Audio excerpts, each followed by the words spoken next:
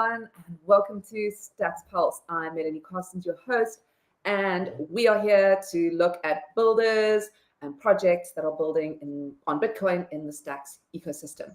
If you're new here, the show covers gaming, art, music, AI, DeFi, identity, governance, whatever's going on in the Stacks ecosystem. And today's episode focuses on one of our OG builders, somebody who is very, very active in the Stacks ecosystem. It's an honor to have him here. That is George Grant, and he's working across several corners of the ecosystem. You might have heard about his project, Stacks Watch, drones,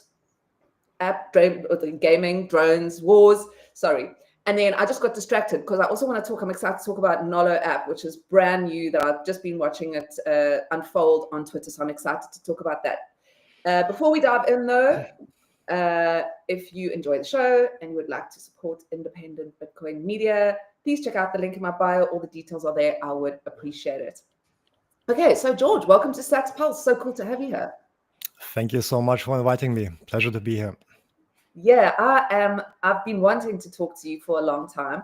You are one of our most prolific builders and also one of our most outspoken and controversial builders. So I'm excited to cover all of those sides of you, the George before Stacks, the George building on Stacks, and then also your thoughts on where we are now with Stacks and where we are going. So let's sort of start by diving in, I think, to your Bitcoin story. How did you find Bitcoin and how did that bring you to Stacks? Oh, it's a long story probably. I think I heard about Bitcoin back in 2014, I believe. And I even remember trying mining it with a normal like computer or whatever, but it was too late already. And then I just went on with my life up until 2017. Yeah, more or less when Binance just launched. And I think I had a friend somewhere who got some crypto, and he basically told me about crypto, and then I got curious, and then then I started buying my first coins. I got interested into BTC and into the whole, like, dove deeper into the whole, like terminology, into the whole philosophy of Bitcoin, into this whole movement basically back then. And I think back then it was very different from right now. I mean, everything was still very, how to say, very, very underground. There weren't so many people talking about it. And we had like a couple of thousand coins that you could invest in. And I think my first coins were Verge and ADA and all those things next to BTC and ETH, of course. So yeah, that's how I got on board in around, maybe like 6 years. No, more. It's 2025. So 8-9 years ago, more or less. You mentioned before we went on air that, it is actually in your Twitter bio, that you are a creative director. So what I'm interested to talk about as well, you are very artistic and obviously involved with developing as well. Let's talk about that side of you, how you stumbled on it, and was it because of the work that you do, or was it, let's talk about what you do basically in real life, the creative side, the person behind, what I'm trying to say, sorry, is the person behind the George Grant. Yeah. I was always like a very curious person. Like, I think when I was 16, I got my first good PC, and I started learning HTML, basically like very simple website design, whatever. And then after a couple of years, I actually opened up my first company and started doing websites for clients. Then at some point I got interested into graphic design, so I switched to graphic design. Then from graphic design I went into photography. Then from photography I went into videography and basically creative direction, which is something I've been doing for the last, I don't know, 15 years maybe. And that's also my main job here in China, where I'm right now, basically doing small spec ads, also bigger commercials with some bigger brands. And this is how I kind of like rounded up everything from coding to art, and now I'm finding my way back to coding because of Stacks, because I think that there's a lot of interesting things you can do on Stacks, not just on Stacks, but in general, like if we talk about crypto, there's a lot of apps you can do. Yeah, that's more or less like the short version of the story. How did you end up in China? Where are you from originally?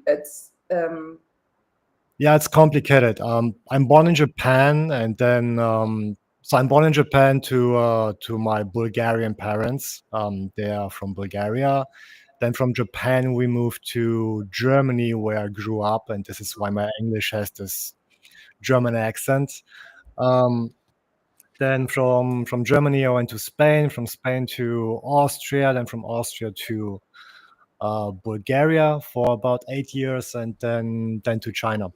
I went here because of a job offer. A company wanted to hire me as the creative director.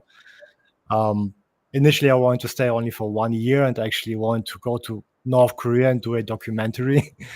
But that documentary didn't work out. And then I just stayed here. And then for whatever reason, it's been already, I don't know, 13 years here in China. Because, Okay, so that was a long year turned into a very long time. yeah. You think permanent. Gosh, I've never been to China. You hear so much of it sort of outside. It's like Africa. You know, we look at global news and the stories that we hear about Africa, and it doesn't feel like that living here.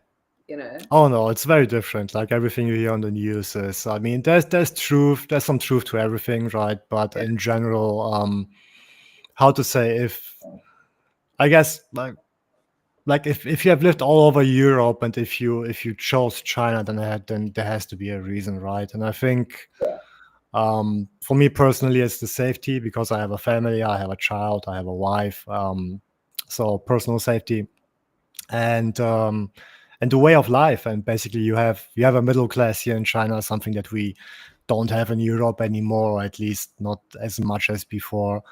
And we can talk about this for a long time, but maybe we leave that to the end, because the whole convo is going to get very political. I don't know. Yeah, I was actually sort of almost going to veer there now. And then I realized, hang on a minute, we're not on a Zoom call where I can ask you all these things, because I'm fascinated with the topic myself, and it's a big reason why I'm in this involved with Bitcoin and Stacks, and I'm sure it plays a huge role in why you're here as well. Yeah, I think. Yeah. Oh yeah, go ahead. That's okay. Yeah, I was going to lead into kind of BNS, because you are involved with BNS, and I'm interested to find out sort of that involvement, and again, linked to identity and owning your identity, which I think people who come from politically ravaged places are more, are deeply interested in. So tell me a little bit about your involvement with BNS. So BNS, the BNS community, not just BNS. I was never involved in BNS from the beginning. So BNS already existed, right? But before I actually came to Stacks, I was very active on ETH. And back in the days, I think back in 2022, ENS domains became very, very popular. Like everybody was buying ENS domains, and this was the new trend. Then somebody on Twitter just mentioned, hey, you can actually buy BTC domains too, right? And this is how I discovered Stacks. And initially it was just, initially my idea was just, okay, I just get a lot of BTC domains, I sell them, and I make profit and I go on with my life. But back then there was no infrastructure for buying and selling BTC domains. So there was, but it wasn't very good. So me and a friend, we created a Discord server where we onboarded all the people we knew from ETH to come to this Discord server and trade, like OTC trade BNS domains, and also register those BNS domains, right? And we kind of like opened up the whole market. And then after we realized that, I think we made about 120 ETH volume. back when ETH was about 4K, so it was quite a lot of money that we made via OTC deals in this Discord server. And then we were like, okay, we need a marketplace to like, solve this issue. So we start communicating with Gamma, with Nick from Gamma. Nick was very, very interested in supporting BNS. So this is when when BNS domains actually got integrated into Gamma. Then we approached Xverse and Lelo Wallet. Back then they had almost no BNS integration. So we pushed them to, and for like slowly but surely this whole Discord server transformed from a OTC desk into a community of people who just wanted to push BNS forward in the ecosystem and make it more significant, because it was kind of like this child that everybody forgot when we talk about stacks. Like nobody wanted to develop BNS, and that's where my story actually ends, because at some point, like at the beginning of 2024, when we initiated a core team, a BNS core team, like a BNS community core team, and from there we had a couple of other people actually driving BNS forward. It wasn't me. I was just the founder of the Discord, and was there for like a year or two, and then other people took over. Fascinating. I was there at the time. I remember that. Okay.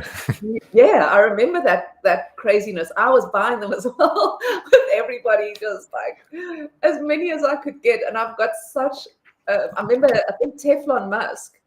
Yeah. He gave me a BNS. I'll never forget. It's called Future and Past Intertwined. Future and Past Intertwined .btc. Yeah. And I think Teflon gave it to me, sent it to me, I don't know, for some reason, but shout out to Teflon. I love it. I've still got it. Yeah, shout out to Teflon. Yeah, he's a great artist, by the way. I really like him.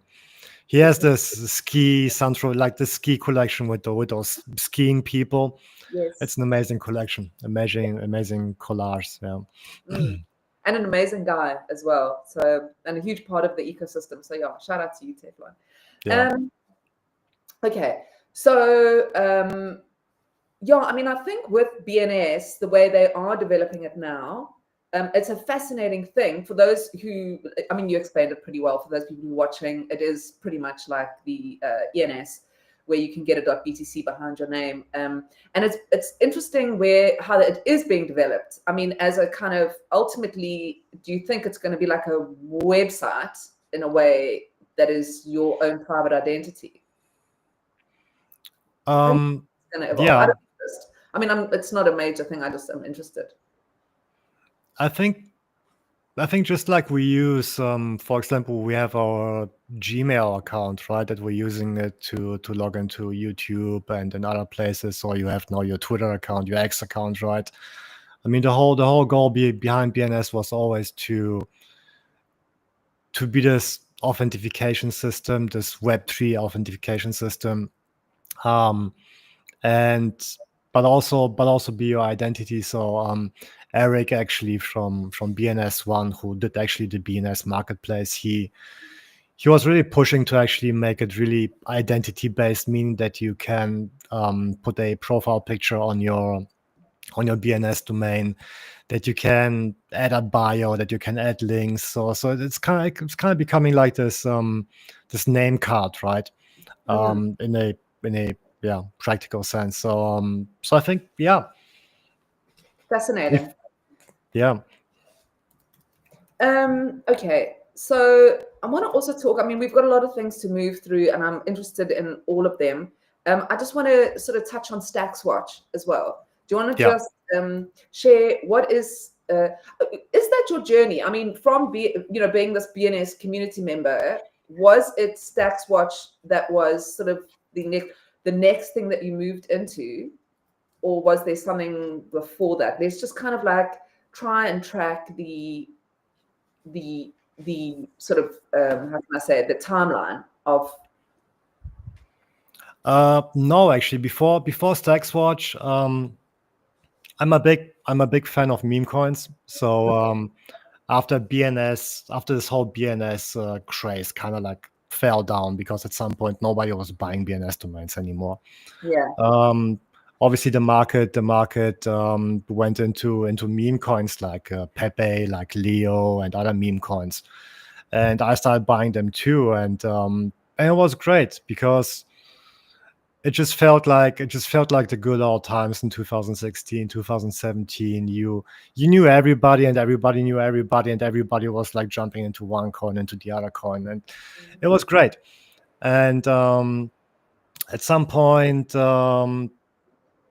I realized that with so many different meme coins popping up each and every day on Stacks, back then there was really like a lot going on, especially after Koa launched his STX City, which basically allowed you to use a bonding curve to fund new tokens.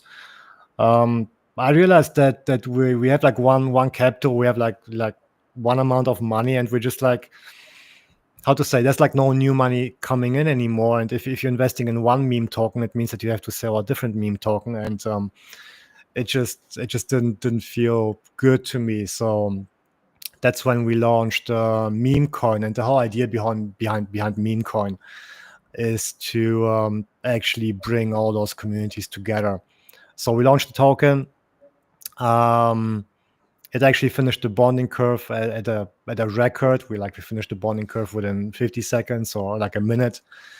Wow. And then but the whole purpose behind meme coin wasn't just to be a meme coin. Obviously, we want to get the communities together. So what we did with Eric is to build an app where it's kind of like this soft staking. So if you own meme, and if you go to the app, and then you get other coins airdrop. For example, our first collaboration was with Leo, our second one with Pepe, and up to date we probably have given out about $10,000 in other meme tokens for meme holders. I know it's a lot complicated, but so basically you by holding meme, you're supporting the ecosystem, but you're also getting rewarded for it. So we kind of wanted to bring everything together.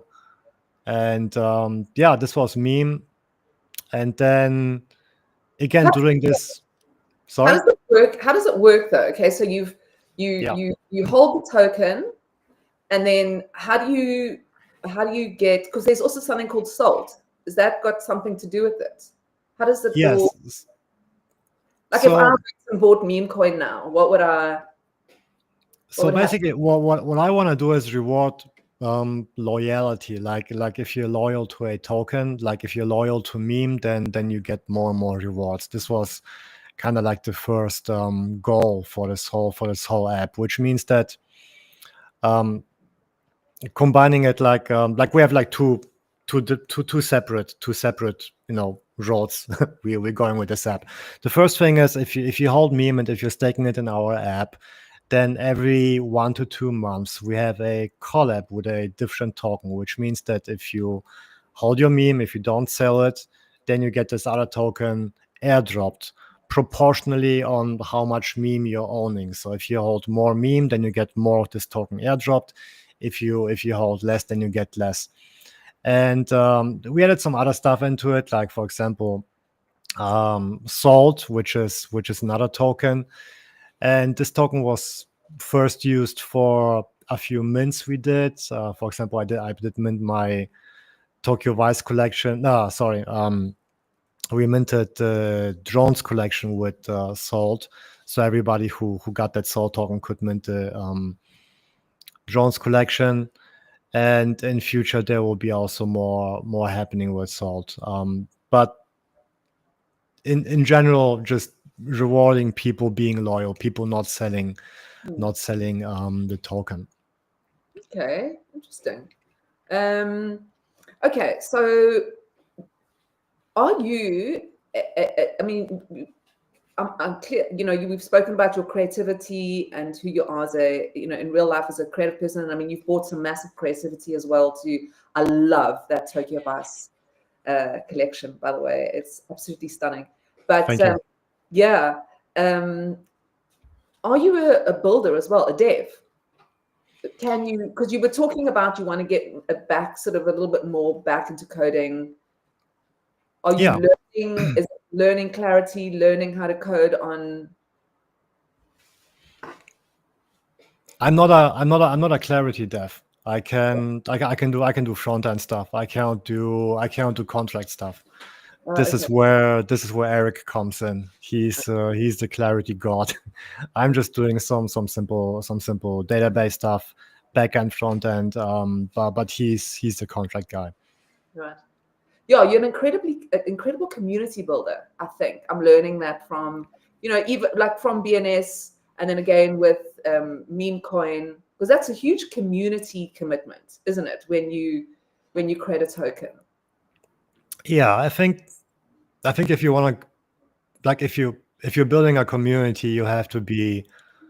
I mean, you have to be honest with your with your community, right? You have to put yourself into their shoes, because I'm the same type of guy I was 5 years ago. Like, just because I created a couple of coins and like pushing to give them some value doesn't mean that now I'm above my community or whatever. I'm still the same type of guy. So I'm approaching every like communication. Like, I keep communicating with my community a lot. I keep trying to figure out any ways to justify them, like holding my coins, which is also very difficult, especially on stacks right now, right? Yeah. When everything is coming crashing down in terms of price. So and I think people see that, and this is why we're so far pretty much successful, because I'm not trying to just take their money and say, okay, whatever, stacks is going bad, so I'm running, or I'm like moving to a different chain. No, I'm trying to find some solutions to each and every problem, and yeah, I think this is. I love the way you do that. We said earlier, you are an outspoken member of a community, and sometimes your tweets are controversial. But I think, how can I say this? I think a lot of times in this industry, people kind of like, they're too nervous to say anything because they kind of want to keep the hype going. And if anybody says anything negative, it's like, oh shit, am I going to like end up, breaking the hype? And that's what's, again, so interesting about you, because you've maintained this, you're like a beloved community member, but also outspoken and controversial, oops, sorry. So yeah, I'm excited to kind of talk to you about that. But before we get sidetracked, because I think that is an important conversation, I just kind of want to go through, we have touched on other things that you've built, but I think it's important to sort of share with anybody who might be unfamiliar with your work or new to watching, that they are familiar with what you do. And so the journey was sort of into the BNS community, then with meme coin, and then where did it go? Because I know there's been drone wars, Yeah. and then this Nola, which I also want to find out about. So it's rather than me backwards and forwards.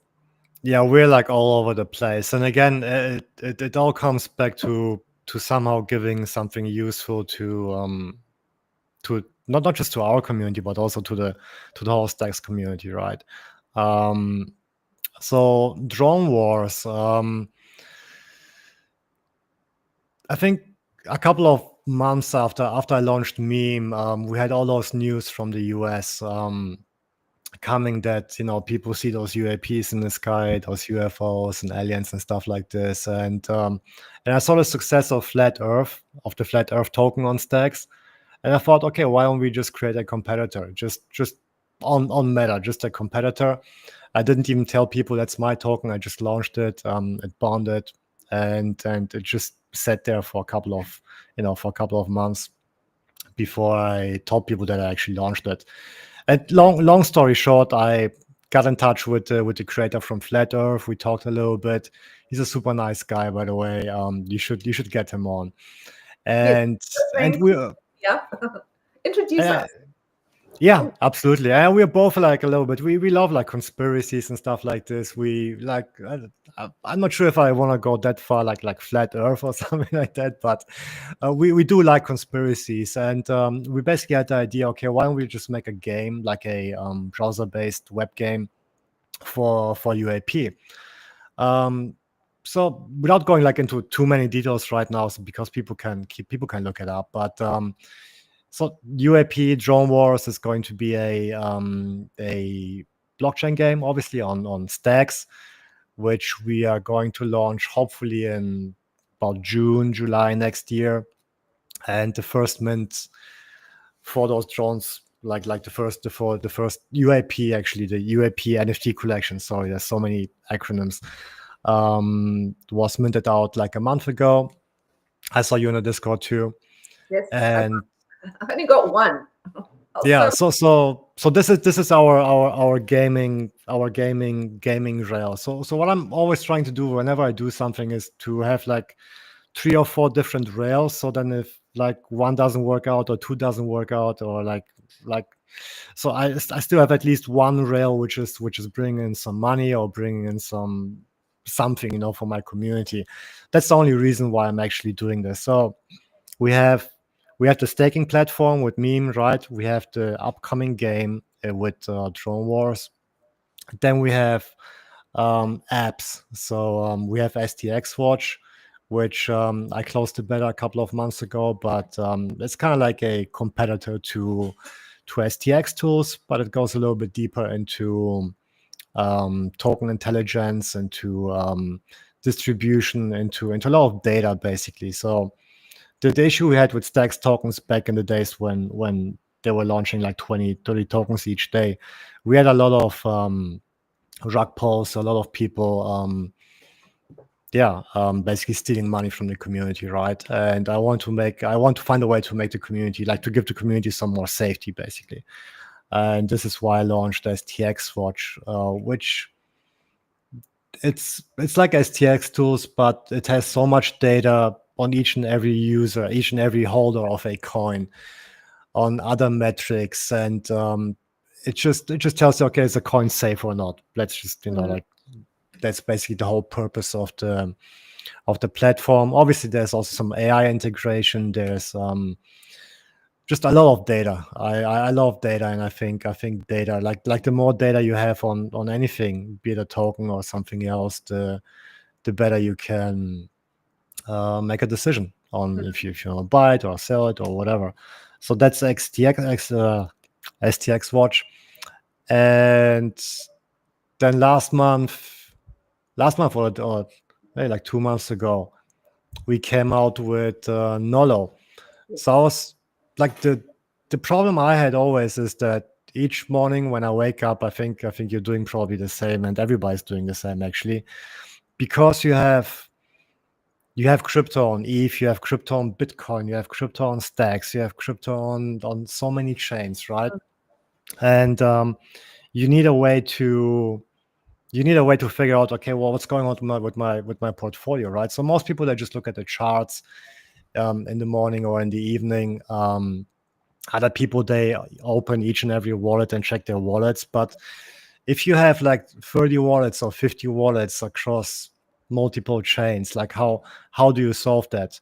So I did search for some solutions. Obviously, there are a lot of wallet trackers already available, but the biggest issue is that most of them just let you add a wallet if you actually connect that wallet. But me personally, I have some cold wallets that I don't want to connect to anything, right?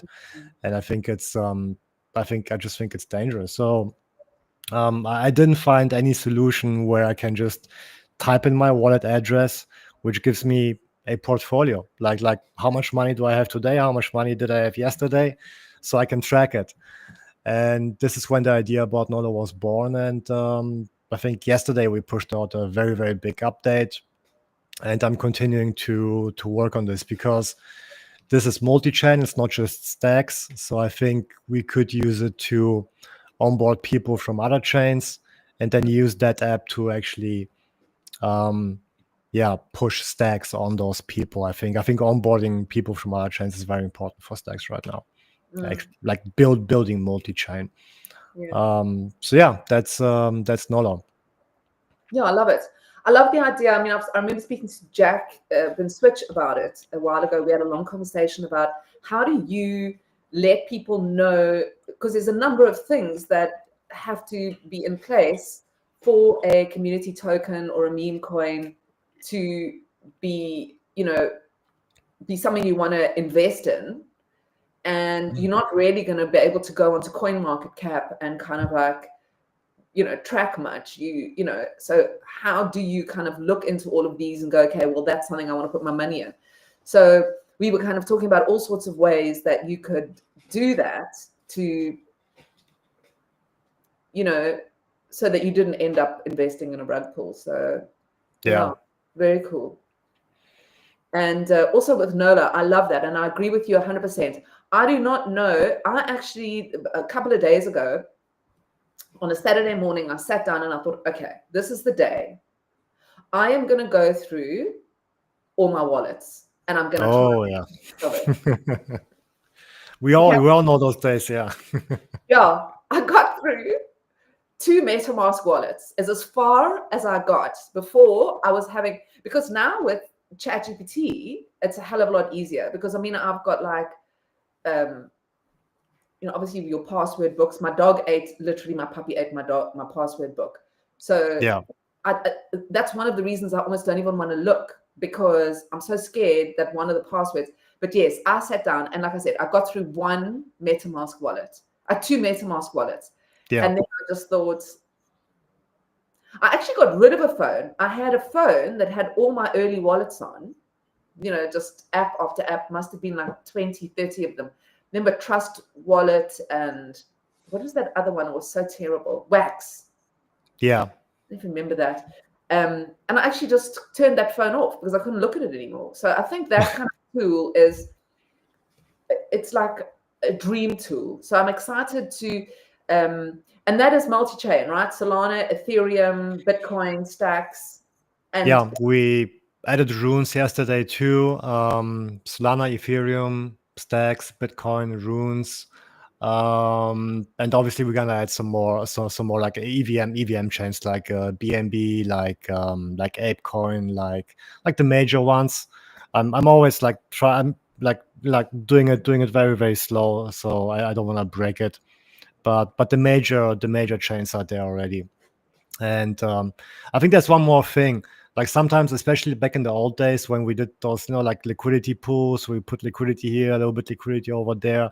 People forget where they put liquidity in, because the UI and UX of let's say Velar or Alex, it's not like screaming in your face, hey, you have liquidity here. I mean, they don't have interest in doing that. So we had a lot of people actually trying the Nolo app and actually finding out about forgotten liquidity pools that they invested in. And so they found some money there. So I think hopefully we can do the same with ETH too and with other chains. But for now, it's only Stacks. Like you can track your liquidity pools and you can track the value and everything else. That almost needs to, I mean, and I think it will grow, and you'll probably do it because you're just like so ahead of what we need. But it's kind of like a case of, for example, when I opened this 1 MetaMask wallet, I've got a piece of land in the sandbox. Remember the sandbox? And yeah. I had some sand that I got because I, bought one early. So they gave, I don't know, 300 sand or something. And then I split it. Yeah. And then totally just forgot, like you said, I don't even remember that I had it. Yeah. But when I opened it up, it actually, the staking had stopped and you were supposed to cash out and you were supposed to do all these things. So there's actually a lot going on. It's like almost like what you've done with Nolo. It's like that even can advance further. Imagine like you could be in one place and control also what's going on in all of this, so you don't have to bounce. Yes. Like controlling it from the app, I think is going to make it a little bit too complicated. But what I want to do is have notifications and even For example, if you like, if you have an airdrop waiting, or if there's some, also like security wise, also for example, if there's some sudden movement in one of your wallets, especially with people, because there are people who have hundreds of wallets, right?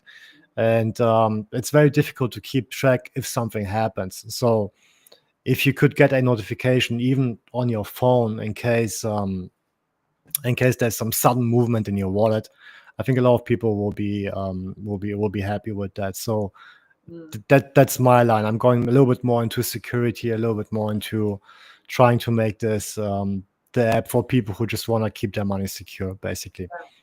Amazing.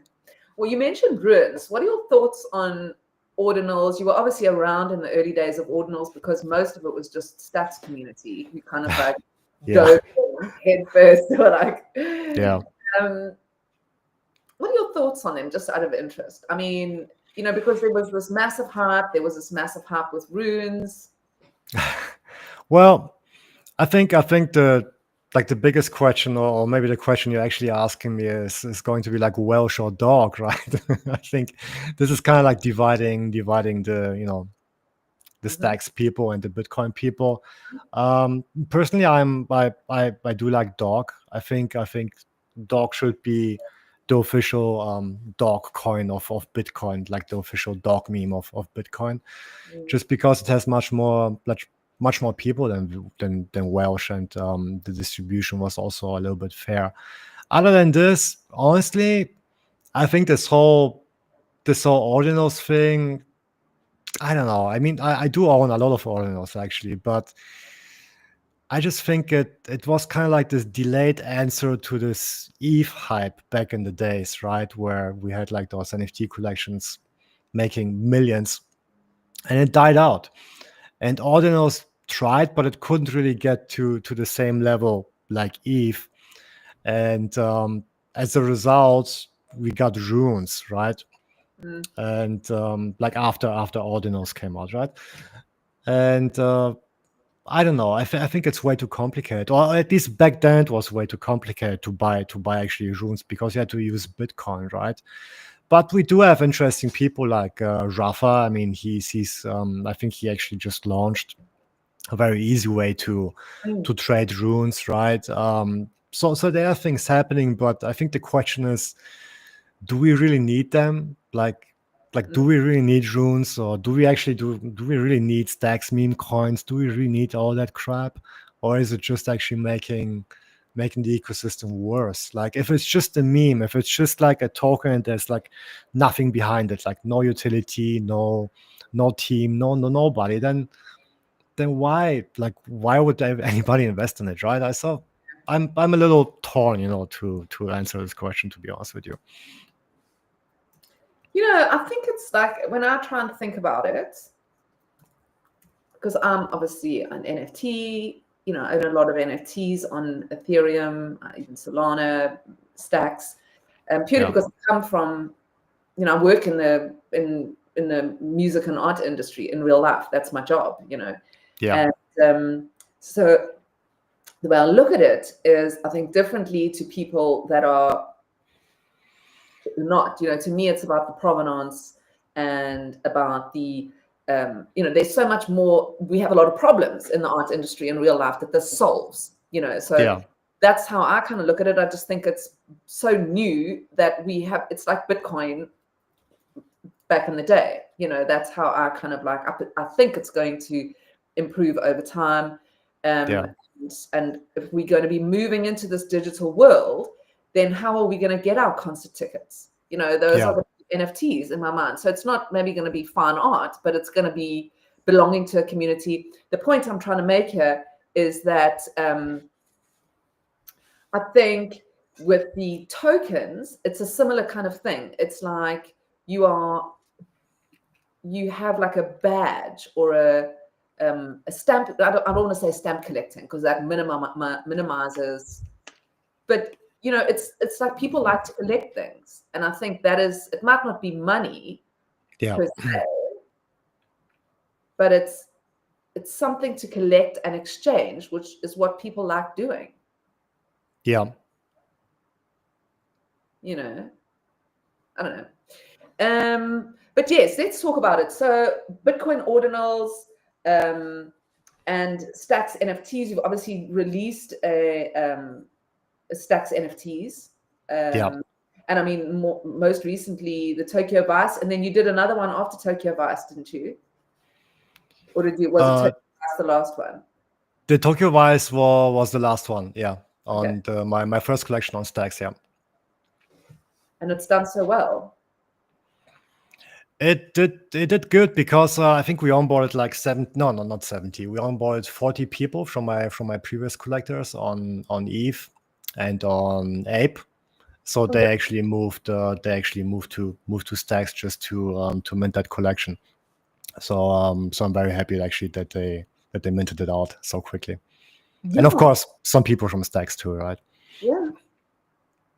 No, it's stunning. And I'm actually sad I missed that. It just became so expensive.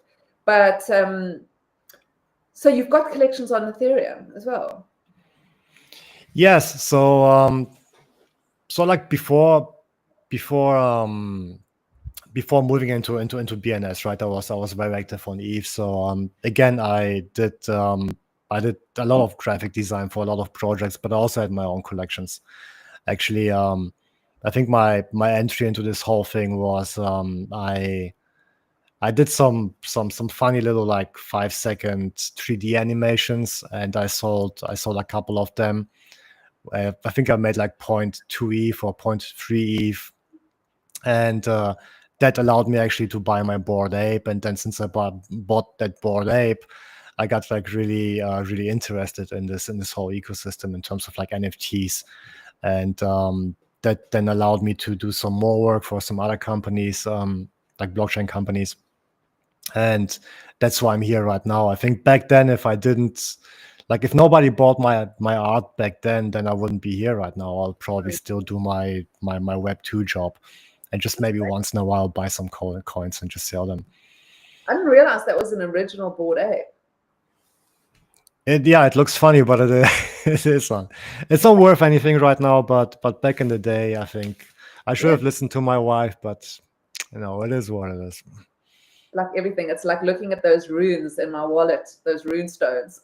The NFTs. I mean, I love Trevor and I love Boozy, like crazy, and I love my Pizza Ninja. But I remember when was it that everybody was getting nodes? Oh, just before runes came out. Yes. Kind of set up a node so they could be the first people to mint rune. That was crazy stuff. And I remember then the Pizza Ninjas were selling for $12,000. It was crazy, yeah. It was crazy. Yeah, but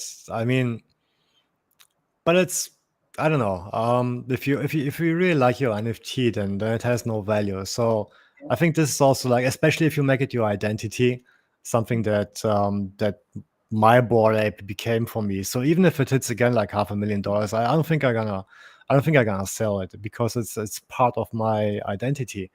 And I think Rubes actually he just changed his PFP after having like for 2 years or 3 years that Leocat NFT, right?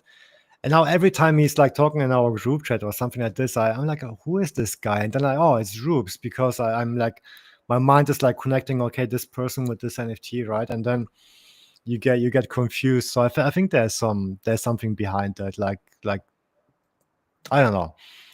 It's more than just money. It's just like, part of you to some extent. Yeah, I agree. It's like a skin. It's like an in-game skin.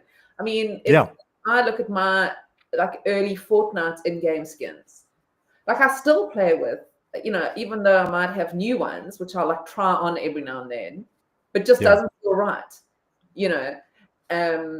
So I feel like it's that. And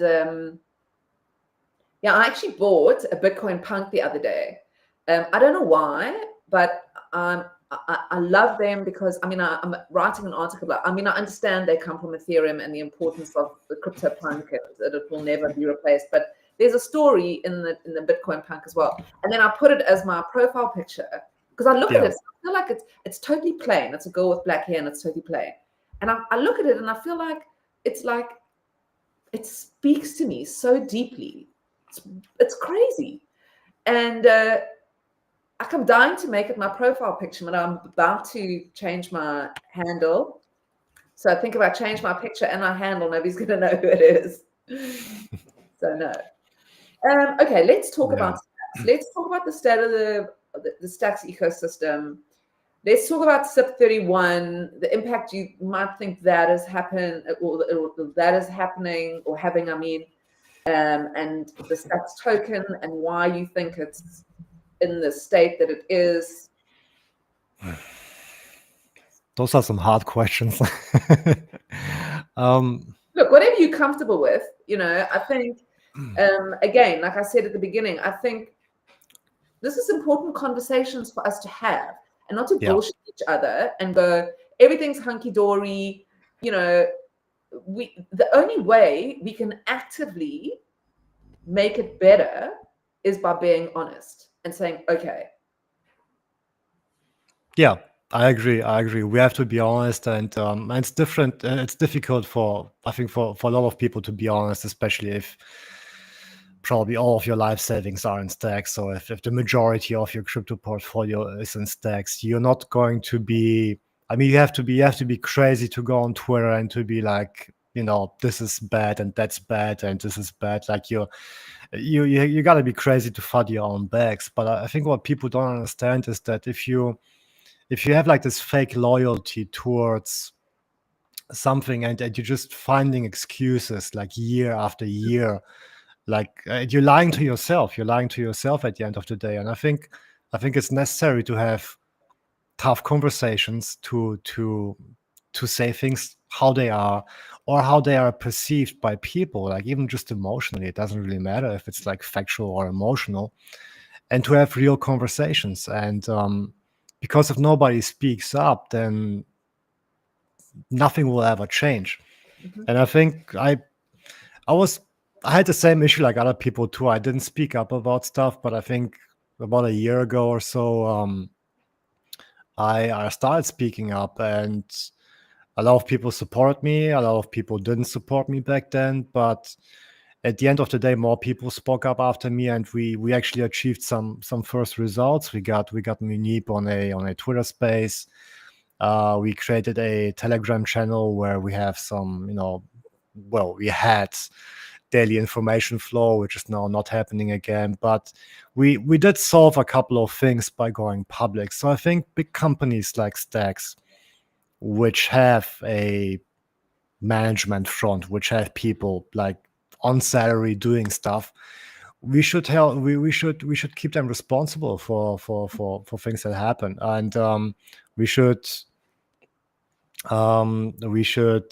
confront them publicly to create pressure.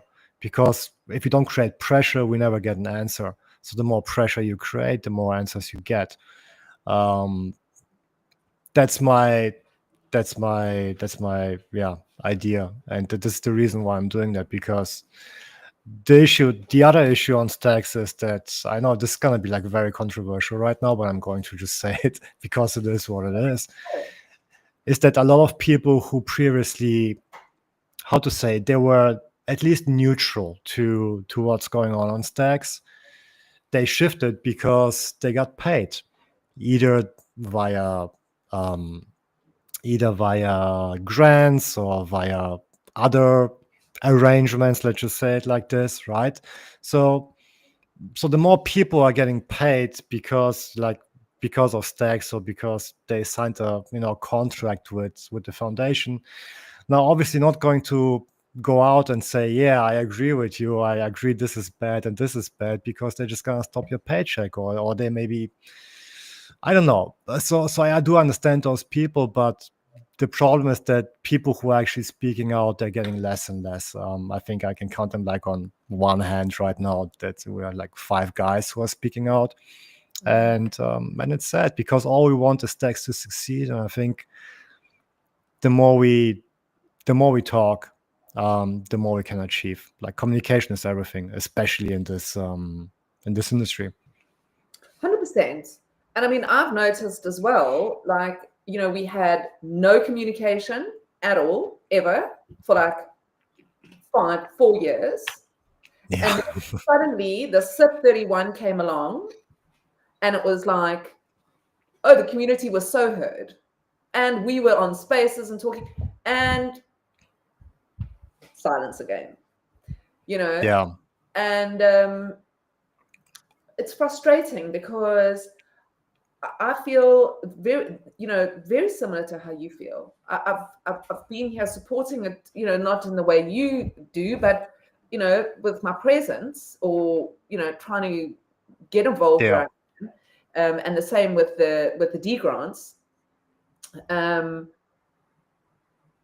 I'm also I'm concerned, and I am curious as to why we say one thing, like you say, everybody's kind of like, because your bags are going to be fucked anyway, Oh yeah. that's what's happening. So it's not fudding, there's almost this, like, it's called fudding, but it's not, it's the truth. It's like, okay, let's just drop a truth bomb and say there's a big problem going on, Yeah. and is that got to do with this decision made around the endowment and Stacks basically, is it becoming a gas token, and do they only care about SBTC, and is it a gas token for SBTC? And these are people that are treating it like, it's I don't think it's a currency anymore. It's not, there's all these things that I'm confused about, and I think people are confused about, and we need to know what the goal is at Stacks Lab, and what Alex's plan, or Manib's plan. Yeah. Because without the community, then it's a pointless experience. It's not just the community. Like the issue with the community is that the community is getting smaller and smaller, as you can see probably too. We have lost a lot of good developers. We have also lost a lot of big investors, and we're also losing volume. We're losing everything. It's not something which is happening right now, like this month, because Bitcoin is dropping again. No, it's something that I have analyzed via STX Watch for the last year. It's we have, for example, we had about 600 to 700 active wallets each and every day trading ecosystem coins, meme coins, and stable coins. Now they're down to about 320.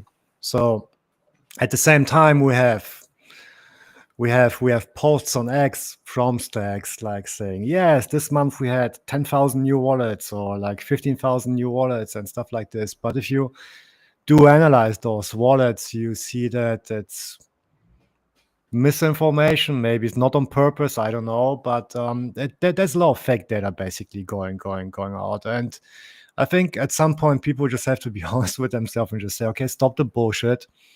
Tell me what you want to do, because I think this whole thing about SBTC and the STX converting into a gas token, right?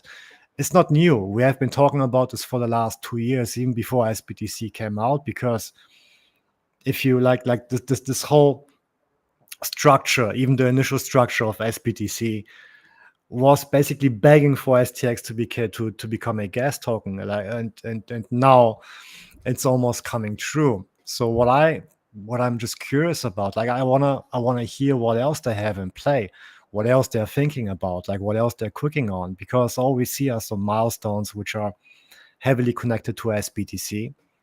At the same time, we see our ecosystem basically falling completely down. We have, if you look at Alex, if you look at Velar, they're completely out of the game right now. Like, look at, like, it's not just their token, it's also the volume. Like the volume on Velar is probably $100 today, or maybe even less, I don't know. And people even working at those companies are not really very interested even staying in the ecosystem anymore. Yeah, so we do have Bitflow at least. At least Bitflow is trying to do something modern with those DMM pools and other stuff they're working on. So I think And the other issue I see is that a lot of meme tokens and a lot of other coins are switching from being paired to STX. They're now being paired to SBTC, which is again a knife into STX, because we're losing again volume for STX. Like if you need now SBTC to buy a meme token, then you're not going to buy STX, which means that nobody's going to buy STX anymore. So we kind of like killed all the retail stuff on Stacks, and all we have left right now is to hope that Munib and whoever else is in charge are going to get us some institutions on board, which is kind of like a long shot, because we had so much, how to say, we put in so much hope into for example, this dual staking or whatever it is with Bitcoin, right? With SBTC right now, the whole dual staking thing, right? And we attracted, I don't know how much, 1,000 BTC, maybe less, maybe more. I don't even care anymore, because it's so bad. So what else is there? Like, okay, this didn't work out to attract billions. What else are we going to do with Stacks? And nobody's giving you any answers. Everybody's telling you the typical corporate, oh, this is the like it's kind of like those 5, 7, 8 points. Everybody who's saying anything against STX, then you get this automated answer, right? Oh, no, SBTC is going to be this, and STX is great because it's gonna be deflationary after 5 years, and this and this and this, and like come on, like, stop the bullshit. Just tell me straight, like, what's going on? What are you working on? And we had those cool calls with Alex Miller, actually those spaces with Alex, right? And I think it was meant to be like every week, and for whatever reason, it didn't end up to be like every week. So, but that's what I'm saying now, is we had so much attention on the community. We're listening to you, and it was the same. That's why I think they rushed the D grants. It was like, oh yeah, we didn't know what was going on. I'm sorry, D grants, but I'm no longer part of that program, because it was very stressful for me, because it was very confusing, Yeah. and I felt in a way that it was like a little, yeah, look here, we're supporting you, with $100,000. It's like, which again, like 100K, but 100K invested into what? Like if you look at all the submissions, if you look at all the approved candidates, and the problem is not just, it's not just my opinion, right? It's not just I'm the one like putting it forward, like when the people, like when this list came out of all the approved projects, right? Then I checked them and I talked to a few people, and everybody was like, that's bullshit. We're investing like money into complete bullshit. And again, I'm not against small builders. I'm not against people getting money like from those grants. Not at all. It's okay. Like again, I'm just going to say one example, and I have nothing against the person who actually submitted that grant, but investing, I don't know, like 5K or 3K or whatever it is, into onboarding the Gen Z generation of Nepal, which is the poorest country on earth. Like, how is this helping Stacks? Like, if you want to do a donation, if the Stacks Foundation wants to donate money, right? Be my guest. Please do it. It's okay. But approving grants like this, and at the same time not approving grants, or how to say, hindering grants of actually real applications on Stacks, like BNS1, for example, which didn't get approved up until the very end, where we had to go public, where we had to push them and push them and push them because of some things that I don't even want to mention right now, because it's all like background stuff. And if we go deep into this topic, I'm gonna burn a lot of bridges. But there were some interests which just didn't want BNS1 to get a grant, right? So we had to push for it. But at the same time, that's a complete app. It's onboarding people. It's working. It's perfect. And you you're like comparing this to some guy in some country who wants to onboard the Gen Z network. Okay, great, onboard them. But those are two completely different things. Like one thing is very useful for Stacks. It attracts people with money who are going to buy STX, to buy domains. The other thing is a pure marketing tool, like onboarding some young people. Or like, for example, I really like Newton, and he was your guest too. Like I think like 2 weeks ago, Newton, and what he's doing is great, but again, this is like the investment we're making in creating those backpacks for African school kids is taking away from real builders who are building real applications on Stacks right now, who can actually save our ecosystem. Like builders, I mean, you know the builders, like for example, Josar, for example, right? So he can be a little bit crazy at the time, but he has some very good ideas, and people like him should. Yeah. And Rafa too, and like other, you have so many talented people which can onboard people into Stacks, and I don't want to say we're wasting our money on stuff which is not going to give us any return, but it is what it is. It's a good cause, it's a good charity. I applaud it. I do want to see people in those places having access to Web3, but how is it helping Stacks?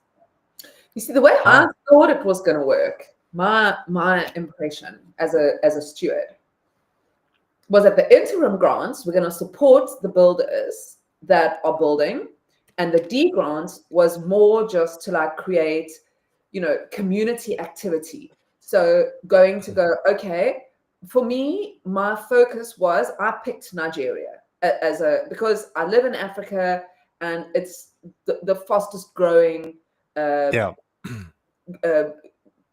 It's the fastest growing country, hands down, I think, anywhere, kind of thing, or not really, but billions year on year coming in because of we've got unbanked people, we've got people that need to send payments cross border because people work migrant, we've got people who cannot get bank accounts. That's why they use the Stokvel saving system, where 10 of you all get together in 1 month, that person gets the money, and so on and so on, all based on human trust, reputation trust. That's why those apps where you can send money via SMS work. So for me, I thought I've got 10K, which is not a lot of money. Let me rather choose 5 people in one place that can then connect together, and then hopefully create something where we can use that as content in a way. I mean, I know this sounds, but to then draw at least some sort of human interest into what seems to me like this dead land.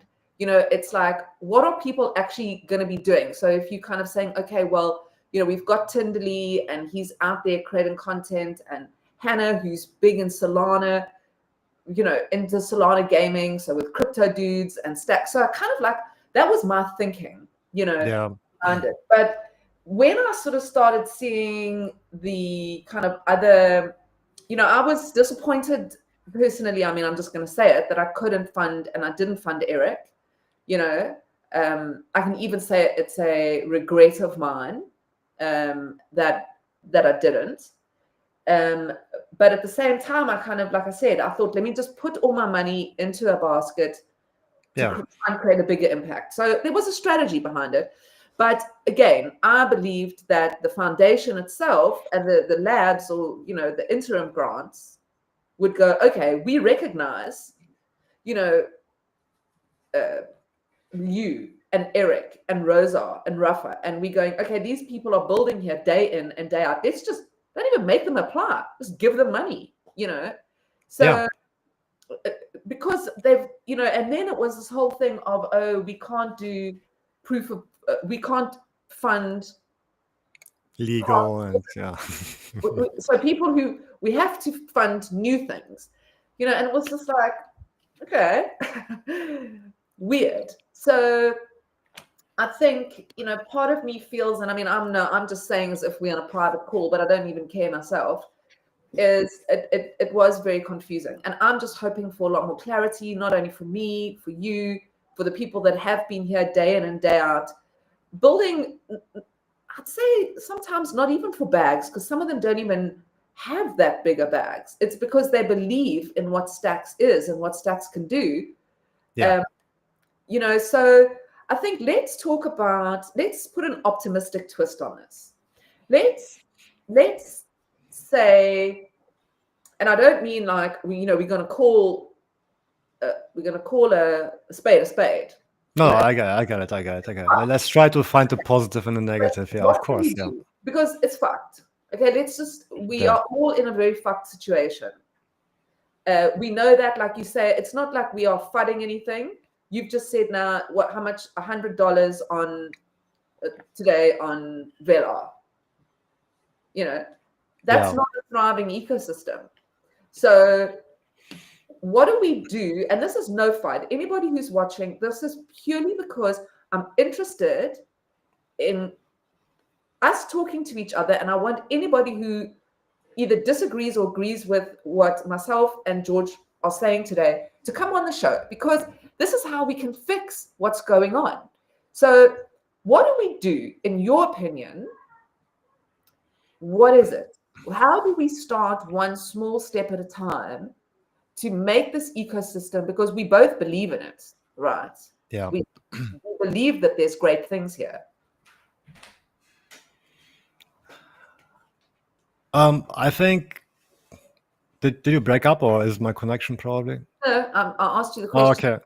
Yeah. I think the first step, like we can't do it by ourselves. Let's put it this way. It's impossible for us to figure it out for ourselves. And I think that there are a couple of points. I think the first point, and at least for me, that's the most important point, is recognition from above, from our leaders, right? Recognition for people who have been, like you said, building and sweating for years in this ecosystem, because like getting a grant, like getting like 3K or 5K for a serious builder is like nothing. That's like one salary. That's like 2 senior devs at half time. Basically, it's not going to solve any monetary problems. So all I'm saying is it's never about the money. Actually, it's just about the respect. So I think something all of us want is just more respect. Like treat us, or even lie to us that we're important. But those people who are building on this ecosystem for years, especially, they should be treated with respect. And by making them going through all those hurdles, like even the interim grants, it's way too much red tape. It's way too much legal stuff. It's way too much bullshit. Like, you have your like Stacks company right now in the Cayman Islands or whatever it is, like this other smaller company, whatever it's called. Sorry. There's no legal excuse anymore, right? So if I like, and I said this in a couple of X posts too, like we have maybe about 8, 9, maybe 10 very, very important people on Stacks right now. People like Roops, people like Jack, people like Rosa, people like Eric, people like Rafa, and so on. Like that's our community foundation. That's our, how to say, that's our retail. Those are our retail OGs, okay? And those are the people building good stuff on Stacks. So you have to do everything you can to keep those people in this ecosystem. You cannot afford to lose even one of them. Like, imagine if Roops would just be like, okay, I quit tomorrow. Or imagine if Rafa said, hey, I'll just quit tomorrow. Or imagine if I just said, oh, I'm gonna quit tomorrow. Like, it's like a domino effect. What if you do it and it will just eke away until there's nothing? Exactly. So this is why I'm saying, sorry for the long answer, but the first point is recognition and respect.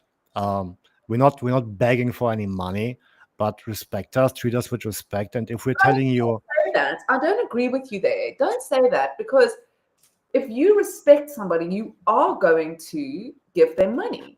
You can't live life without money, and you get your Yeah. my husband's a musician, so we lost everything in COVID, and you can't function in society without money. So I think to have I think it just, yes, I agree. You want to have people recognized on a regular basis. You want to have those people. Imagine we could have a spaces with you guys and with Alex and with Manib every month where we spoke about the actual backbone of the building for this community. Those are the kind of things we need. And then we need those people paid. It doesn't even have to be a huge salary, but it's some sort of just a feeling of like, okay, I'm recognized and I'm rewarded. Exactly. It doesn't, like, the amount doesn't even matter. Even if like Stacks comes out tomorrow and says, hey, we're going to, like, for the OG builders or for people who are important, we're gonna give you $50 per month. It doesn't matter. Like, it doesn't matter if it's like 50, 500 or 5,000. I think it's more about the respect, at least for me. But I do know some builders who are, for example, I have one person who I don't want to name. He had to sell his car because he was developing like, he was developing for like a long time on STX, and he had to sell his car because he can't find a job, and he, like, nothing worked out, so he had to sell his car, right? So it's bad because he's a very, very good programmer and he's a very, very good builder, and it shouldn't be this way. So I don't know if this type of like spaces would be possible with Munib and Alex, because for obvious reasons, Alex would never be able to speak 100% his mind in front of Munib, like he could do it privately, for example, in some DMs, right? And the same. Private call, something.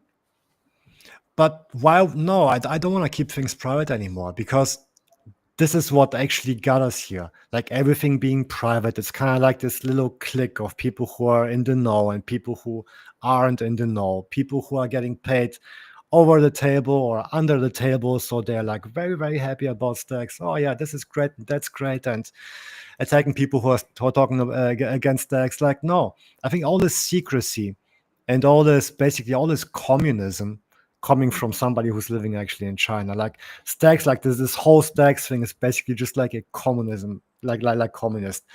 Even like when we check those grants and all those what was it called again? You had those committees and all those people. Like, there's so much red tape. It's crazy, right? So oh my God, yes. When we were choosing a committee to choose the committee. yeah, like, how fucked up is that? Like why would you even, like, come on? I remember that. I was Yeah. Diego's understudy to choose the committee. So it was like the weirdest. I had no say, but I was somehow I was nominated for. I did nothing though. I just was a name on a website. Yeah. But So to answer your question, I think I do like Alex. I think he's a very straight up guy, and he's really trying his best actually to help stuff. We have Brandon too in his new position, who is also really doing his best to help move things along. So and I think the next step would be to have a budget for Alex to just give away for whatever he wants, without any red tape, without any committees, without any contracts, without anything. Just like other chains are doing the same. You have no idea how easy it is actually to get funded on Binance, or to get, like, on BNB, to get funded on Solana, to get funded on every other chain, even like ApeCoin, which is a dead chain right now. You can get funded within a week without any contracts, without any lawyers. I'm quite sure you saw the contracts from the interim grants and for D grants, and those are not very good contracts, right? So without getting into details now on this topic, but so I think cutting the red tape will do a lot of good on Stacks. It will motivate people. Again, getting the respect will motivate builders, because sometimes just a little a little DM from Munib would be great. Hey, George, I've been watching you for the last 3 years, and I just wanted to say thank you. Like something very human, something very personal, like just a DM, it takes you like a minute. You could lie, please do. I don't care. But Yeah. like show us that you at least know about us, that you at least recognize us, because otherwise we just feel like shit. I'm sorry, I forgot your question. I started rambling again. No, that's what I mean. Yeah. This is what we're talking about. I want to figure out, it's important for me. I love stats and I believe in stats. I'm sad about this idea that it's, and I know this has been a conversation for a long time about the gas token thing, which I still, that's concerning to me. But also, I just think that we need to acknowledge what's wrong and not complain about it, but put in place what the community that are left here and that are still engaged in stacks need to say, this is what we want. And I'm sort of asking you that, like, if you could wave a wand, what would it be? So recognition, some sort of reward, and I think though that reward, I know you were saying a small amount, but I think there's, like you were saying, I think who the person is who sold their car. Now that person can add huge value to our ecosystem and should be paid some sort of, even half a salary, like, so that, because oftentimes as well, you can't really expect somebody to have a full-time job and then be as committed to an ecosystem to the point where they're going to add real value and have the time to, because it's not just about building, it's conceptualizing, meeting people, exploring other for me, I've often thought we need somebody out there, just a person who's going out and scouring the broader crypto land, and then we have some sort of show every week, and they say, this is what's happening out there. Who's interested in, to inspire people. So, yeah, that's what I just, before we close up, because I see I've taken more time of yours than I thought I would, but don't worry, it's okay. It's just interesting and important to me. Yeah. If I could wave a magic wand, private conversations with builders.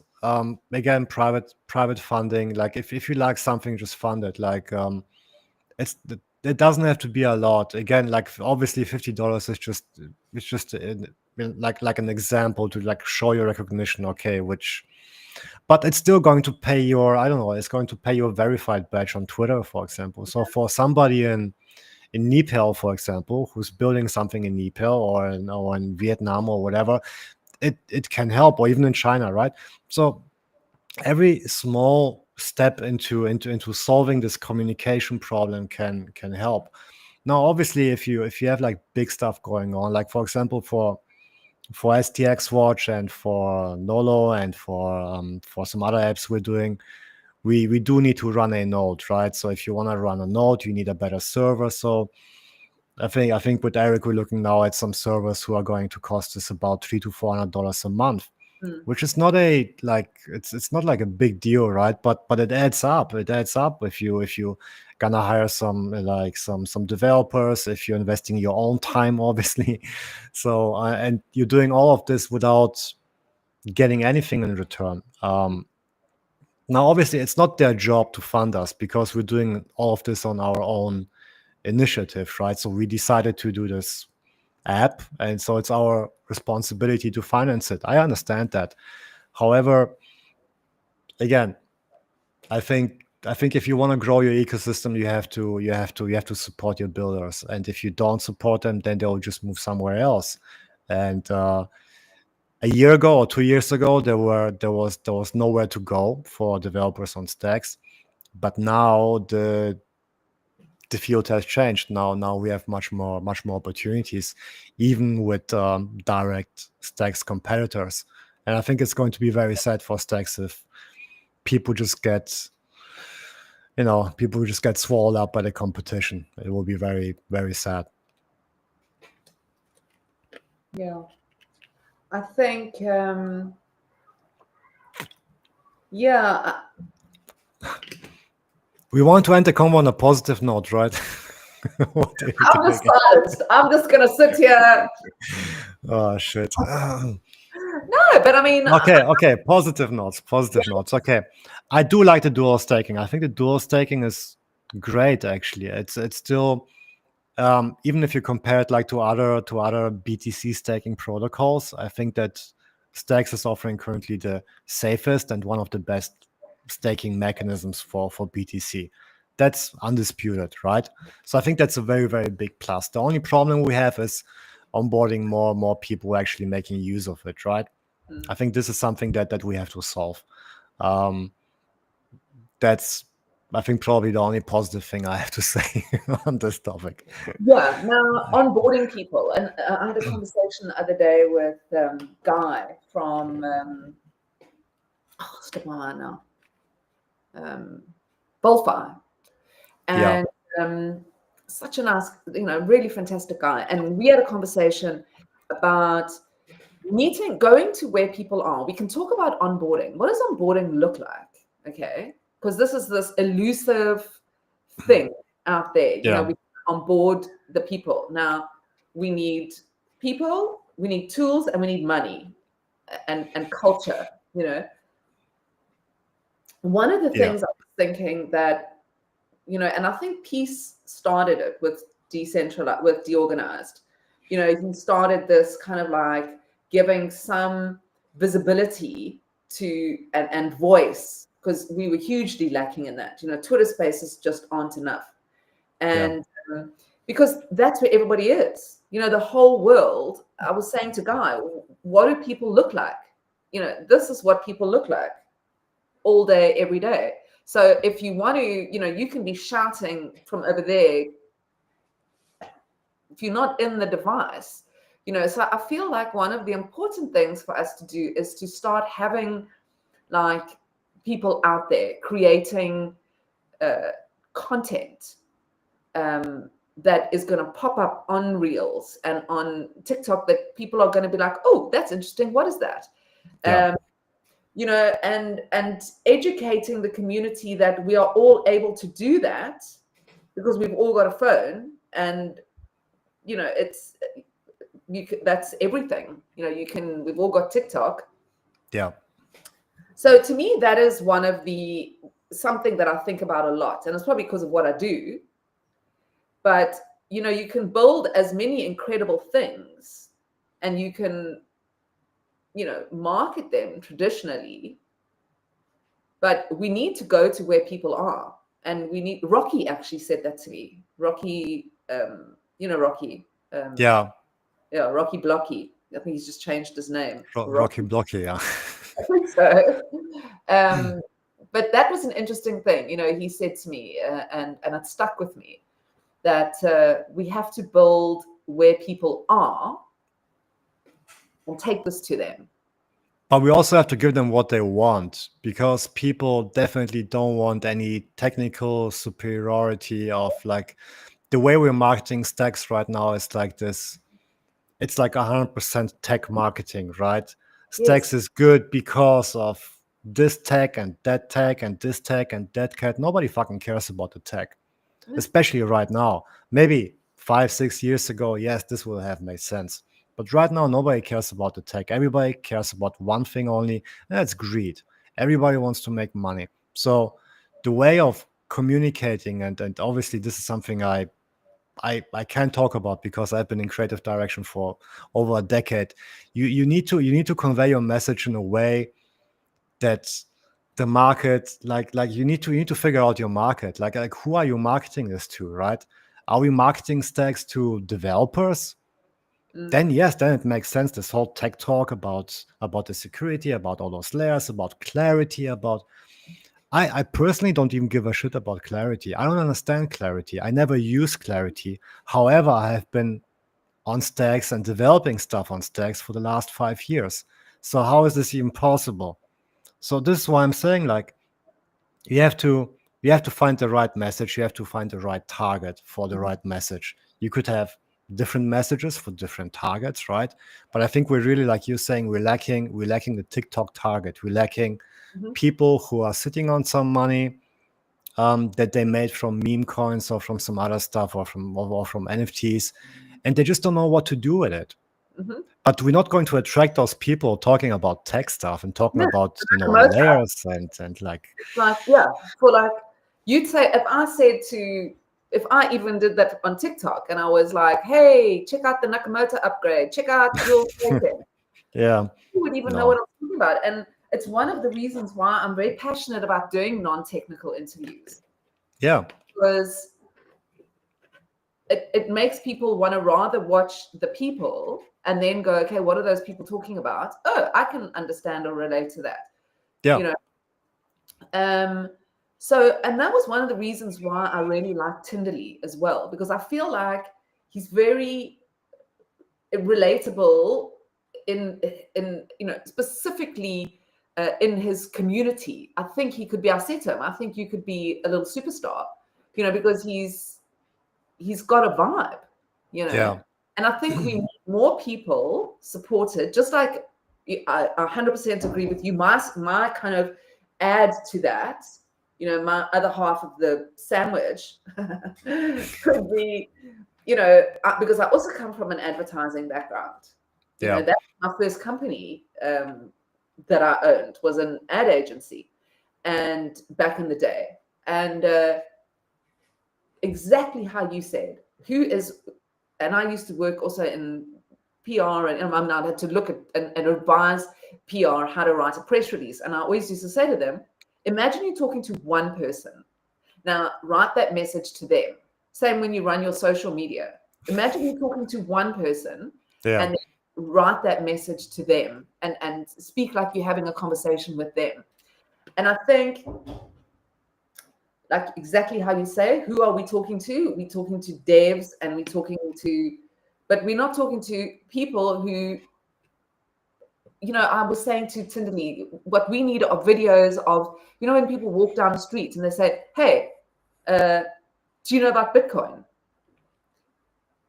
Do you know what fiat is? Do you know what Bitcoin is? Do you know you can do this on Stacks with your Bitcoin? And then you put those on TikTok with people's funny answers. Yes, it's not probably, you're not going to get like intelligent, high-level conversation, but people are going to look at it and share it. And that's what we need. We need people sharing fun content, and gaming. That's why I was also so interested with drone wars, because I think gaming is a huge onboarding tool. Yes, if done right, it's a huge onboarding tool. But again, like with the game, I mean, I think we're gonna use just Stacks as kind of like a testing ground to test things out. And if everything goes well, we have to do it cross chain, because you don't even have 1,000 users on Stacks right now who would be interested in like playing a game like this, because we don't have so many people active on Stacks, right? But what you just said is very true, and messaging and like conveying our message of Stacks in a fun way, but also the onboarding process has to be easier too. Right now, it's way too complicated. It's way too much things you have to download, way too many websites. Like explain to even like to somebody from ETH, for example, explain to him how he's going to be onboarded on Stacks. He has to go to the Stacks Foundation. He has to he has to go to whatever it was, like stacks.org, right? He has to go to Zest. He has to go to Stacking Dell. Then he has to go to Ladder to download the wallet. And like it's so complicated, right? Why don't you just create like one place where you point people and do everything in the background? And I talked with Jake about that concept of building an app which is basically doing absolutely everything in the background. So imagine you have your Bitcoin wallet, You go to this app, you get an address, you get a new address, and you're sending your Bitcoin to that address that you want to stake on Stacks or whatever. And everything else is happening on the background. And then the only thing you do is every day, if you want to, you can pick, okay, do I want to have it in Zest? Do I want to have it like in STX? Do I want to get the return in SBTC or in STX or whatever? But everything is happening at the back end.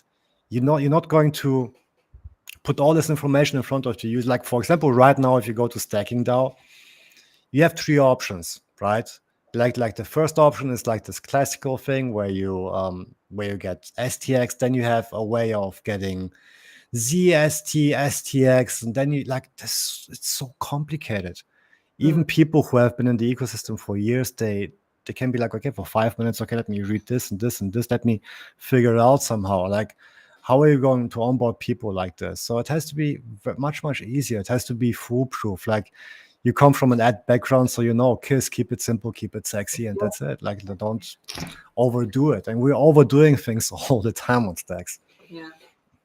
I think my feeling is again, I think what also is frustrating is that we are unable to step back because we are so new. I mean, I know everyone says that, actually starting to irritate me when I hear it now, but it's so early that we one day we're going to look back and we're going to be like, remember when we worried? So, you know what I'm saying? It's also a thing where you guys are the early OG builders that are laying this, and I mean, you've stuck around through thick and thin, that are laying this incredible foundation, which, you know, I'm sure that if you were, you know, Bill Gates in that room with a big computer that filled the whole room, yeah, you had a vision, but I'm sure there were many hours, days, weeks, months, years where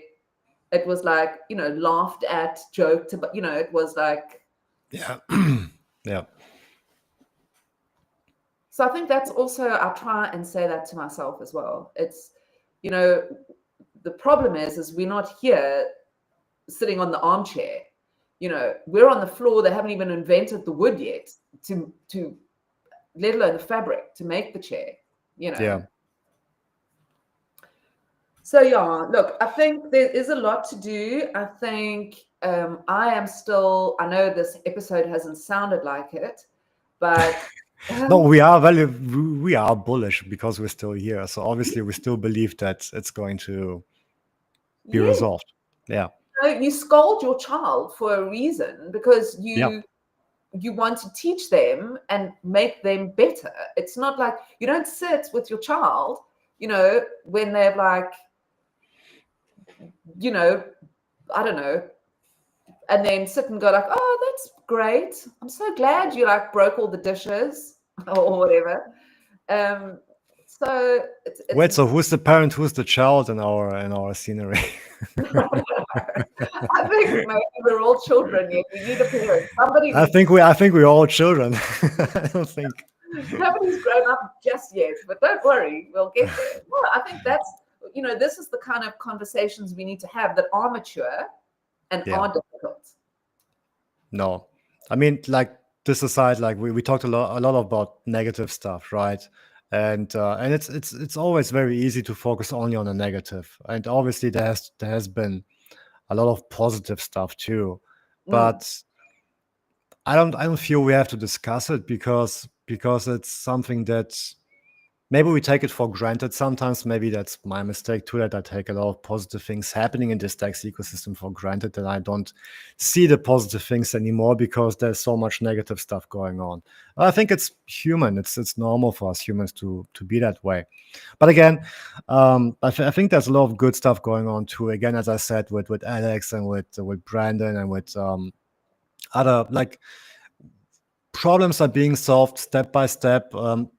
There are a lot of questions still open, but I think at least they're trying. Let's put it this way. Like 2 years ago, nobody even gave a fuck about us, but now they're trying at least to get on par with the community and be cool and do memes and Even the Stacks main account is reposting some stuff that we're doing now. So I think they're really trying. I think people, at least some of the people over there, they're doing their best, and that's the positive thing. That's the positive thing. But again, it doesn't mean that we're just gonna sit back and be like, okay, they did some good things, so we're just gonna. So it's kind of like politics. I think Stacks is actually politics. Like everything we're doing right now is politics. I'm the opposition, right? And it's politics. It's good. It's okay to have convos. Yeah, it is, and it's not coming from somebody who just pitched up yesterday. That's the important part, and I think I just want to reiterate that to anybody who's listening. There's a reason that George cares, and the reason why he does the tweets that he does is because he cares, because he is a builder and he's an OG builder. He's going to carry on building on Stacks. And even though I think important to note, building multi-chain doesn't mean disappearing. It means looking for new ways to educate people about what you can do on Bitcoin and what you can do with Stacks. And I think I feel the same way. I feel like it is my baby, and like I do care about what happens. And I think, again, I want to say this again, if anybody's watching and they do want to come on the show and have these conversations, I think this is how we're going to find a solution. So yeah, very grateful for you being here today and having this conversation with me. Grateful for what you're building on Stacks and the communities, around you, that you consistently provide content and culture for. Let's put ourselves. Stacks is at an all-time high of $4 right now today. Not really. This is not financial advice ever.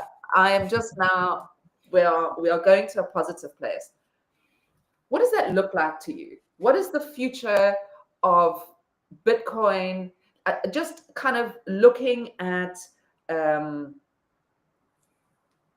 what is the good that is going to come from this? Why do we stick around? Why must we stay?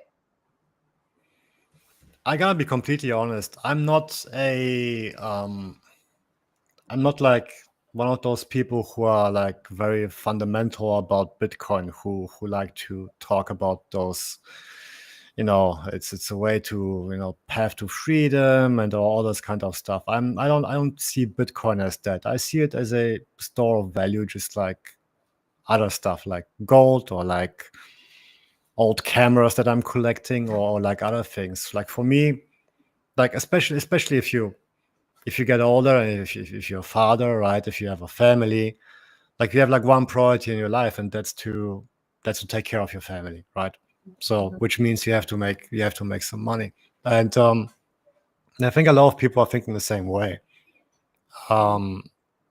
So this is why I'm saying, like, if Stacks was at $4 right now, I don't think anything would change in terms of the issues I have with Stacks, to be honest with you.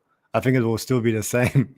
It doesn't, like, the Stacks price doesn't really matter at this point. Yes, we will all have more money, but again, we will still have the same problems. That was probably a very bad way to answer your question, but no, but it's a good point. It's a good point. It means that we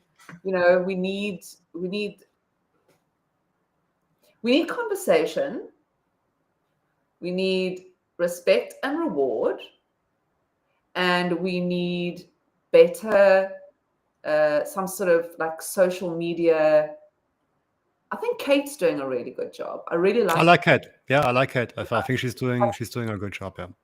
That's the kind of thing that we've needed and that we need more of. We need more Kates.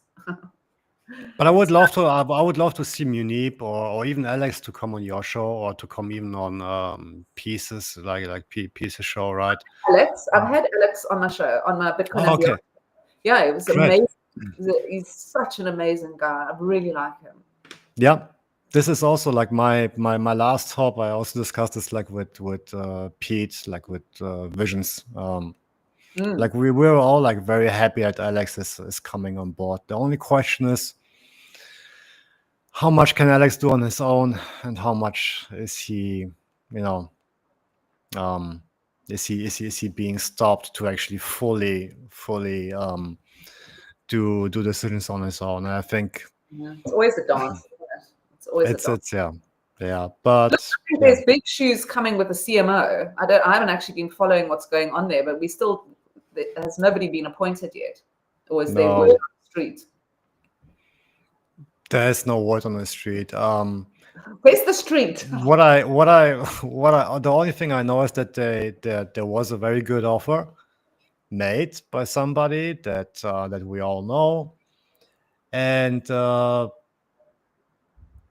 people, gosh, how do I say it? No, there was a good offer, but it just couldn't be done. Let's put it this way. Otherwise, I promised not to tell some stuff, but we had the chance, but obviously due to financial reasons, it didn't work out again. So I don't know who's going to be the CMO, and to be honest, I don't even want to.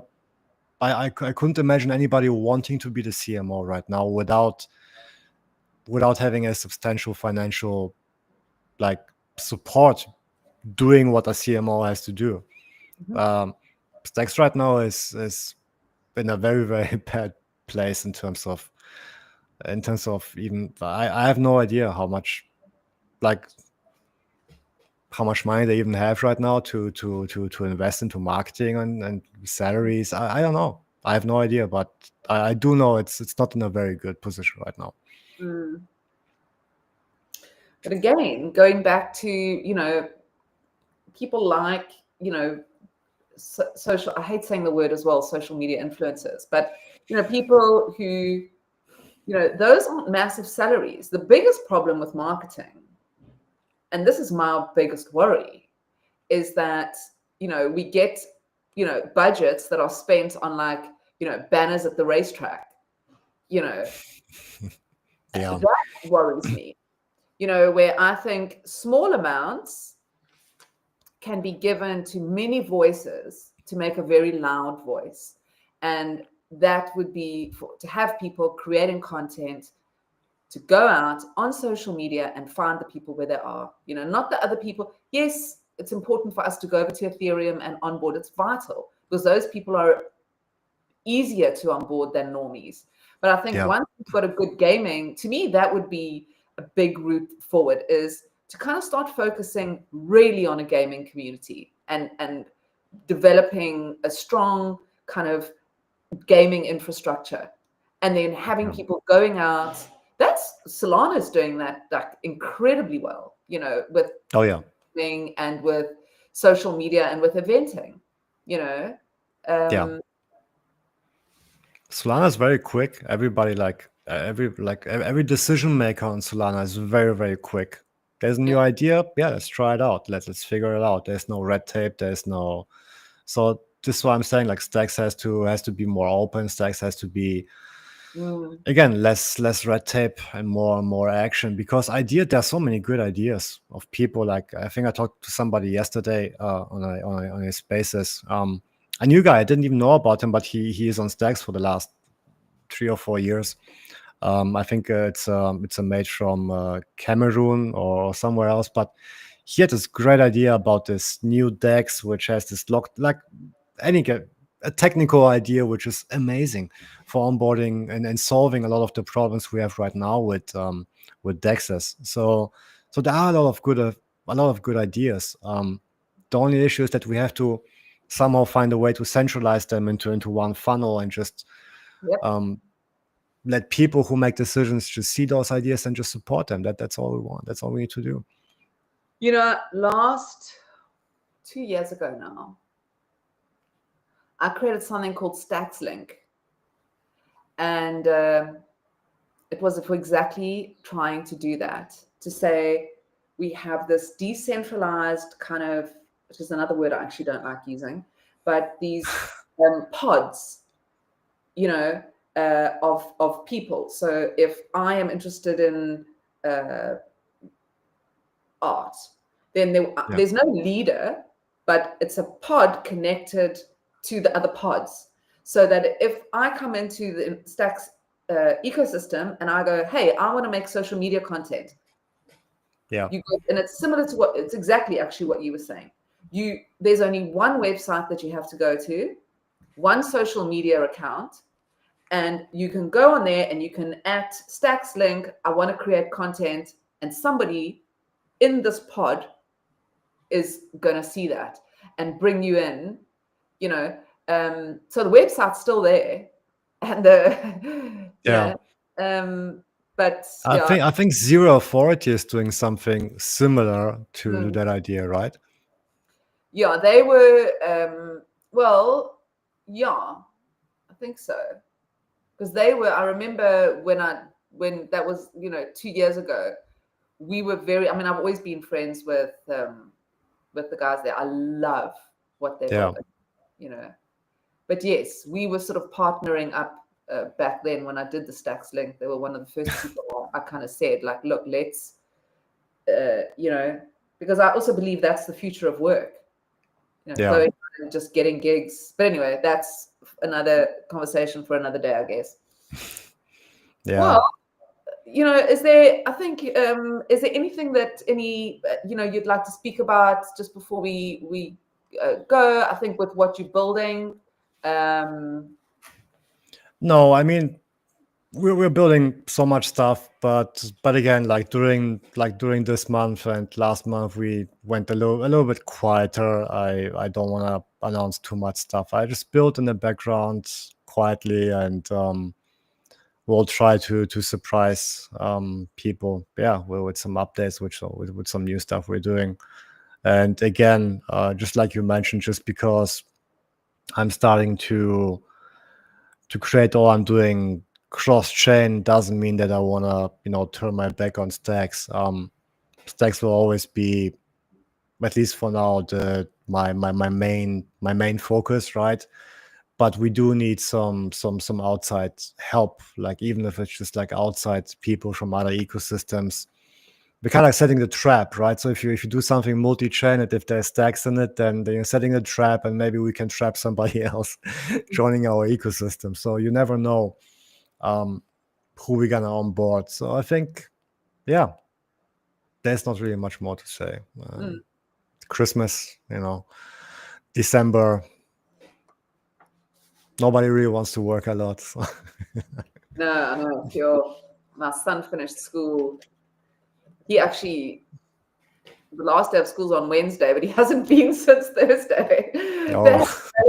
They had their valedictory, and Shami got a trophy. I'm so proud of him. Yeah. And then it was just like, okay, well, you've got your report, you've got a trophy. Thanks. Let's go to high school. Yeah. But yes, it is. It's December. It is the time to be jolly and happy. And so let's do that. We know that we've had this in this conversation, there is a lot of serious things going on in this ecosystem, and there's a lot of serious work to be done. But it doesn't mean we can't also be a happy community. And because that's also the way forward, is we need positivity, and we need the good vibes as well. We need serious conversation and good vibes. And I feel like there was a lot of that in this conversation today. So thank you. Thank you too for giving me the opportunity to talk about this live. Yeah. I hope we can do it again sometime, next year, when the year is sort of January, February, just to kind of, I think I really like talking to you. I love the honesty of the way you speak. And I think it's good perspective, and just because it's not good today doesn't mean that in February it's not going to be like bells and whistles everywhere as well. All remember when Stacks was 20 cents, and then 75 cents, and then $3, and selling. I know people who sold at 75 cents back then, and they were like, yes. Oh no. Absolutely. Yeah. We have to be optimistic. Maybe next time we talk, Stacks is going to be at 8 cents. Or maybe $8. So we'll see. Again, it doesn't depend. It doesn't depend how much, like, if Stacks is going up or down. I think let's hope we fix the communication with the team above us. If they're watching, please figure it out somehow. It's important. and maybe we even get the people back who left, and everybody's gonna be happy again. Yeah, we continue building. Thank you so much for inviting me, Mel, and yeah, wish you a nice day. Actually, it's night where I am, so I'm gonna have a good night. It's night for me too, actually. So. Oh, okay, yeah. Oh, Yeah. you're right. It's about 7 o'clock probably, or 6 o'clock. It is. It's 7 o'clock. Yeah. So. Great. How is Africa, by the way? Like how like I'm just curious. Like why Africa? Like you're in Nigeria, right? No, I'm in Cape Town. Are you in Cape Town? I've traveled a lot to Africa. I actually lived for a while in Kenya. My aunt spent her whole life in Lagos. She moved to Lagos quite young, and she lived there her whole life. I've got friends in Lagos, so in Nigeria. So, you know, I'm from this continent. I have a deep love for it. And like I said, I've traveled. I got married in Zanzibar, you know, which is off the east coast of Africa. So, yeah, very passionate about the continent, very passionate about the people here. You know, you see a lot of things that are not right for humans, for people and humanity, and you know that's why I'm so fond of AI, and it's a huge. I just rebranded my my Substack yesterday to Human, but spelled HXMXN. Just looking for, you know, I'm very interested in talking about that at the moment. But one of the things I love is it opens up, you know, you can be, as long as you've got an internet connection, although they won't let Elon Musk put Starlink here, which is another whole story we can go into. But you can ask, you know, ChatGPT to give you your, you know, people, you're a lot of people who don't finish school. Both my parents didn't finish school. You know, they got late. They could get an education by just, you know, if you're poor, you can still access. And that's one of the things I love about it. I think it's going to be so important for continents like ours, where you know, access to education is often problematic, you know. So, but yes, that's why Africa. I was born here on the east coast of Africa, but now I live in Cape Town. Great. It's definitely on one of my lists. I wanna visit one day, especially Kenya and South Africa. Yeah, that's Tanzania, Kenya, Zanzibar. I lived with a Buddhist, actually, a 90-year-old lady Buddhist on a farm in Naivasha. She had no electricity, no running water on this farm.